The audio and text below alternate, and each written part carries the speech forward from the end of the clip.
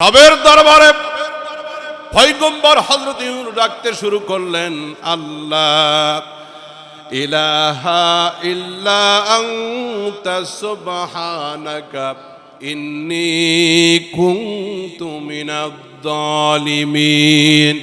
দোয়াটার দিকে লক্ষ্য করেন, আমি একটু ব্যাখ্যা করি দোয়াটা। গোটা জিন্দেগি এই দোয়াটা করতেছেন, এই দোয়ার ভিতরে আছেটা কি একটু বিশ্লেষণ করি। দোয়া ইউনূসটা আপনাদের জন্য।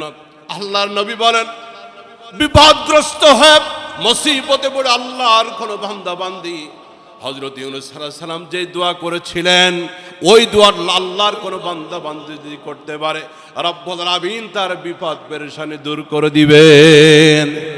হযরত ইউনূস তিনি কি বললেন দোয়ার ভিতরে? পয়গম্বর বললেন, আল্লাহ ইলাহা ইল্লা আনতা। দোয়ার শুরুতে তাওহীদের কথা, একত্ববাদের কথা। আল্লাহ তুমি ছাড়া, আল্লাহ ইলাহা ইল্লা আনতা, তুমি ছাড়া আর কোন মাবুদ।